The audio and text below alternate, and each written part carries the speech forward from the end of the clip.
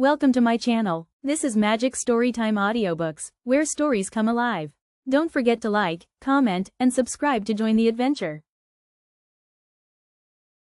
Chapter 28. By and by, it was getting up time, so I come down the ladder and started for downstairs. But as I come to the girl's room, the door was open, and I see Mary Jane settin' by her old hair trunk, which was open and she'd been packing things in it, getting ready to go to England. But she had stopped now with the folded gown in her lap and had her face in her hands, crying. I felt awful bad to see it. Of course anybody would. I went in there and says, "Miss Mary Jane, you can't a-bear to see people in trouble, and I can't, most always. Tell me about it." So she done it, and it was the niggers. I just expected it. She said the beautiful trip to England was most about spoiled for her. She didn't know how she was ever going to be happy there, knowing the mother and the children weren't ever going to see each other no more. And then busted out bitterer than ever, and flung up her hands and says, "Oh, dear, dear, to think they ain't ever going to see each other any more." "But they will, and inside of 2 weeks, and I know it," says I. Laws, it was out before I could think, and before I could budge, she throws her arms around my neck and told me to say it again, say it again, say it again. I see I had spoke too sudden and said too much and was in a close place. I asked her to let me think a minute, and she set there, very impatient and excited and handsome, but looking kind of happy and eased up, like a person that's had a tooth pulled out. So I went to studying it out. I says to myself, I reckon a body that ups and tells the truth when he's in a tight place has taken considerable many risks, though I ain't had no experience and can't say for certain. But it looks so to me, anyway. And yet here's a case where I'm blessed if it didn't look to me like the truth is better, and actually safer, than a lie. I must lay it by in my mind and think it over some time or other. It's so kind of strange and unregular. I never see nothing like it. Well, I says to myself at last, I'm a-goin' to chance it. I'll up and tell the truth this time, though it does seem most like settin' down on a kag of powder and touchin' it off just to see where you'll go to. Then I says, "Miss Mary Jane, is there any place out of town a little ways where you could go and stay 3 or 4 days?" "Yes, Mr. Lothrop's. Why?" "Never mind why yet. If I'll tell you how I know the niggers will see each other again inside of 2 weeks, here in this house, and prove how I know it, will you go to Mr. Lothrop's and stay 4 days?" "4 days?" she says. "I'll stay a year." "All right," I says. "I don't want nothing more out of you than just your word. I'd druther have it than another man's kiss the Bible." She smiled and reddened up very sweet, and I says, "If you don't mind it, I'll shut the door, and bolt it." Then I come back and set down and says, "Don't you holler. Just set still and take it like a man. I got to tell the truth, and you want to brace up, Miss Mary, 'cause it's a bad kind, and going to be hard to take, but there ain't no help for it. These uncles of yourn ain't no uncles at all. They're a couple of frauds, regular deadbeats. There, now we're over the worst of it, you can stand the rest middlin' easy." It jolted her up like everything, of course, but I was over the shoal water now, so I went right along, her eyes a-blazin' higher and higher all the time, and told her every blame thing, from where we first struck that young fool going up to the steamboat, clear through to where she flung herself on to the king's breast at the front door, and he kissed her 16 or 17 times. And then up she jumps with her face afire like sunset and says, "The brute! Come, don't waste a minute, not a second. We'll have them tarred and feathered and flung in the river." Says I, "Certainly, but do you mean before you go to Mr. Lothrop's, or—" "Oh," she says, "what am I thinking about?" she says, and set right down again. "Don't mind what I said, please don't. You won't, now, will you?" laying her silky hand on mine in that kind of a way that I said I would die first. "I never thought I was so stirred up," she says. "Now go on, and I won't do so any more. You tell me what to do, and whatever you say I'll do it." "Well," I says, "it's a rough gang, them two frauds, and I'm fixed so I got to travel with them a while longer, whether I want to or not. I'd druther not tell you why, and if you was to blow on them, this town would get me out of their claws, and I'd be all right, but there'd be another person that you don't know about who'd be in big trouble. Well, we got to save him, hain't we? Of course. Well, then, we won't blow on them." Saying them words put a good idea in my head. I see how maybe I could get me and Jim rid of the frauds, get them jailed here, and then leave. But I didn't want to run the raft in the daytime without anybody aboard to answer questions but me, so I didn't want the plan to begin working till pretty late tonight. I says, "Miss Mary Jane, I'll tell you what we'll do, and you won't have to stay at Mr. Lothrop's so long, nuther. How far is it?"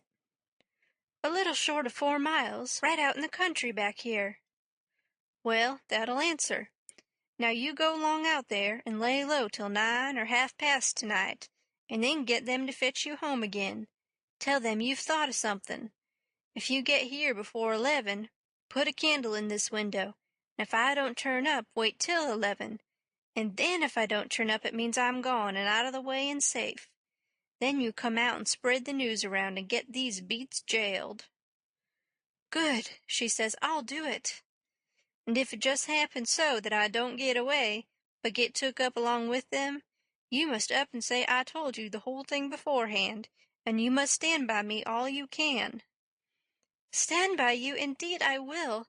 They shan't touch a hair of your head," she says, and I see her nostrils spread and her eyes snap when she said it, too.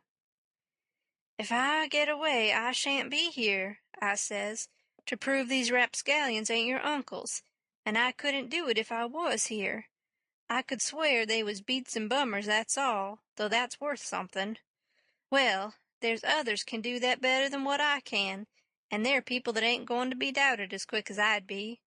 I'll tell you how to find them. Give me a pencil and a piece of paper. There, Royal Nonsuch, Bricksville. Put it away and don't lose it. When the court wants to find out something about these two, let them send up to Bricksville and say they've got the men that played the Royal Nonsuch, and ask for some witnesses. Why, you'll have that entire town down here before you can hardly wink, Miss Mary, and they'll come a-bilin', too." I judged we had got everything fixed about right now, so I says, "Just let the auction go right along and don't worry.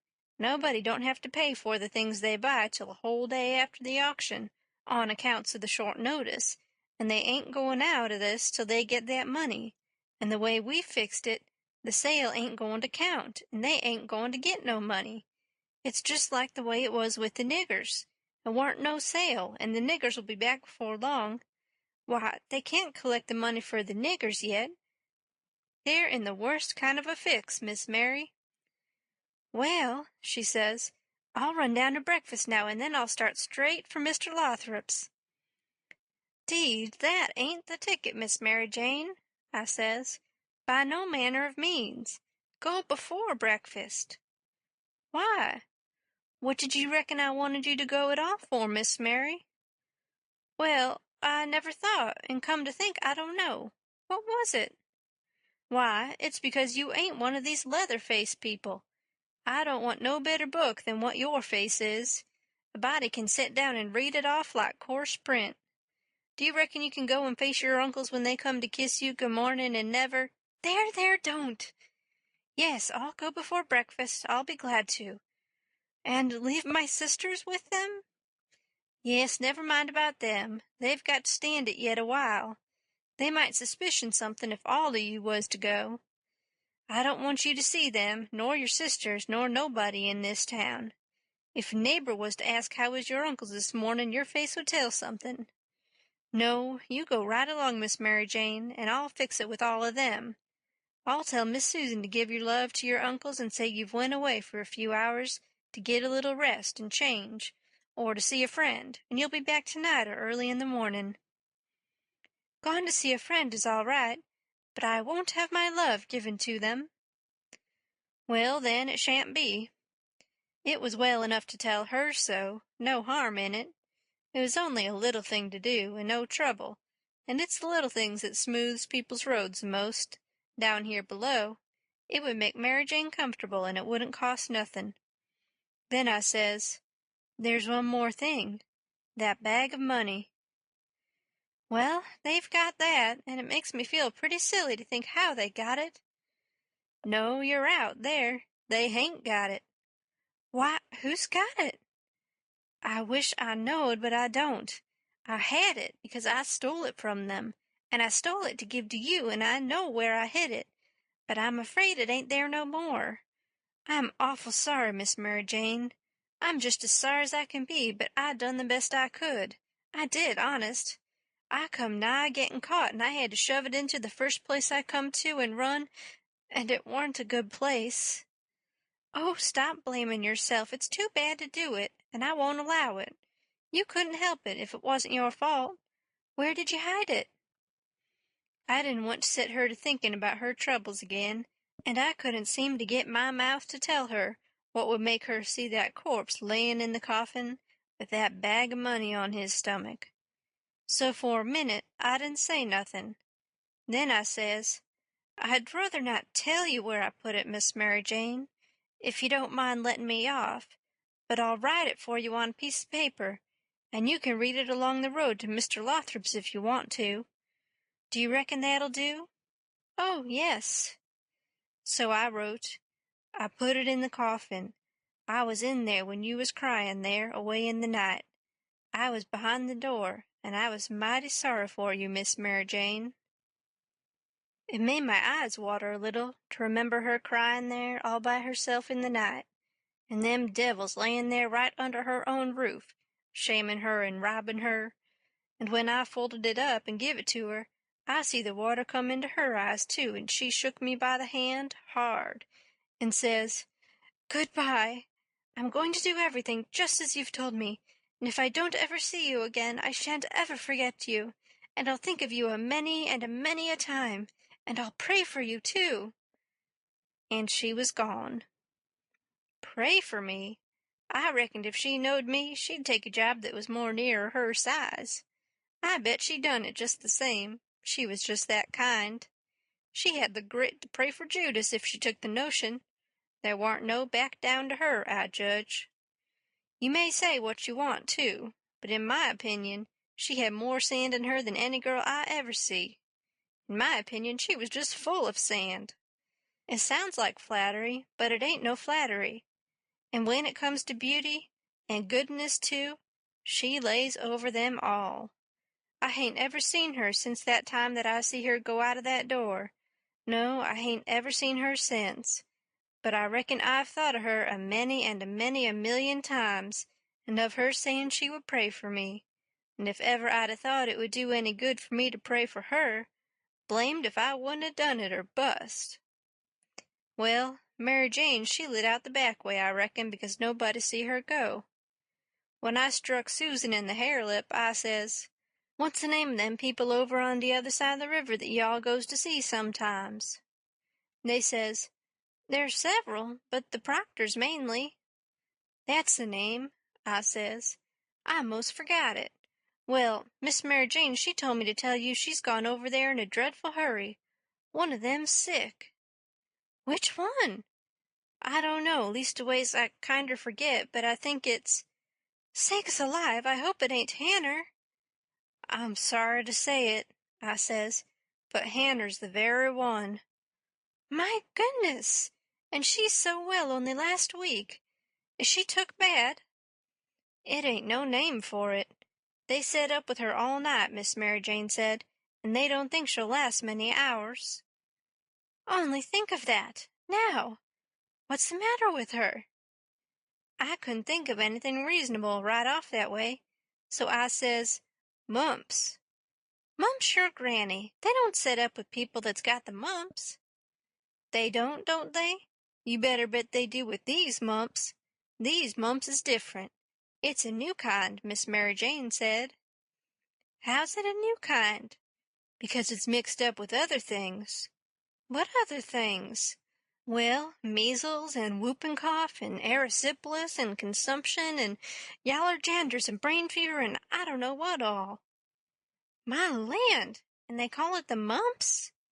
That's what Miss Mary Jane said. Well, what in the nation do they call it the mumps for? Why, because it is the mumps. That's what it starts with. Well, there ain't no sense in it. A body might stump his toe and take poison and fall down the well and break his neck and bust his brains out, and somebody come along and ask what killed him, and some numbskull up and say, why, he stumped his toe. Would there be any sense in that? No. And there ain't no sense in this, nuther. Is it catchin'? Is it catchin'?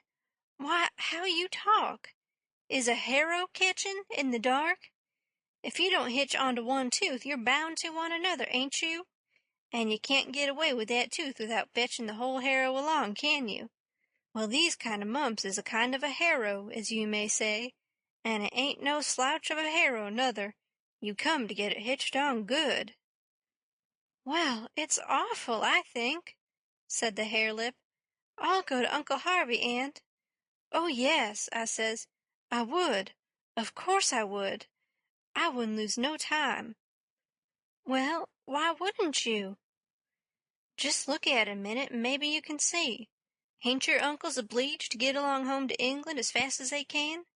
And do you reckon they'd be mean enough to go off and leave you to go all that journey by yourselves? You know they'll wait for you. So fur, so good. Your Uncle Harvey's a preacher, ain't he? Very well, then. Is a preacher going to deceive a steamboat clerk? Is he going to deceive a ship clerk, so as to get them to let Miss Mary Jane go aboard? Now you know he ain't. What will he do, then?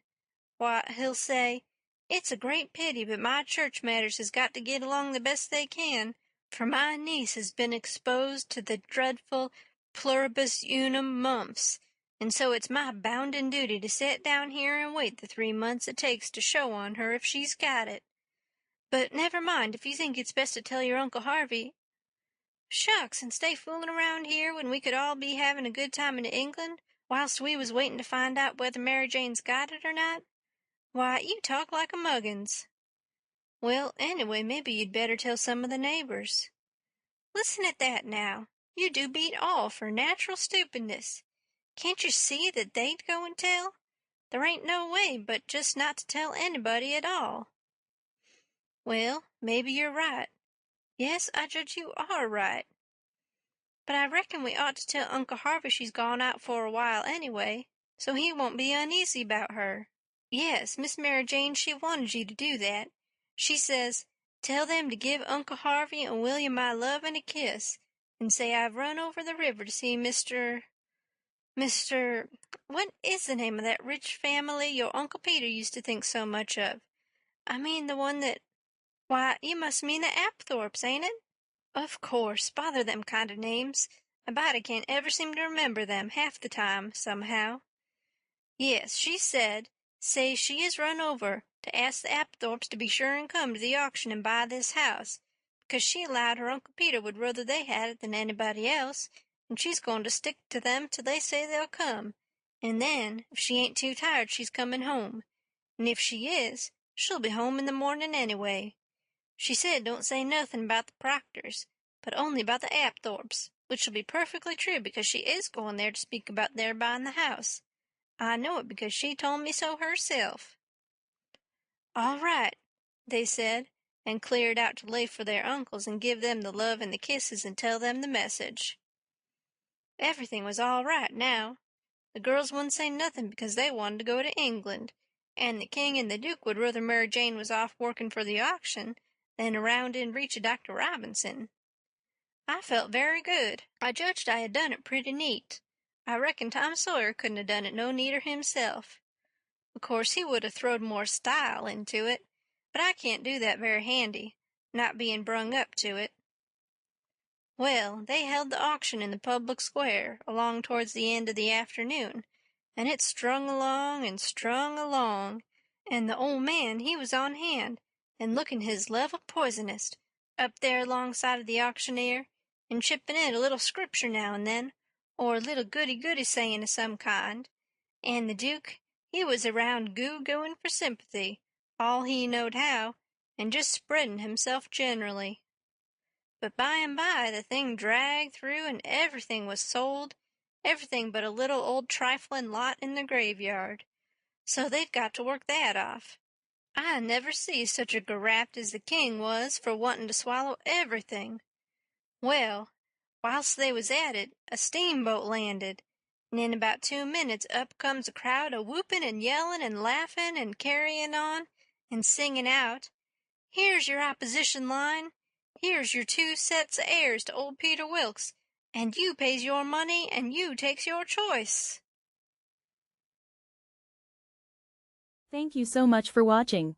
If you enjoyed the story, don't forget to hit like and leave a comment. And of course, subscribe to Magic Storytime Audiobooks for more magical adventures.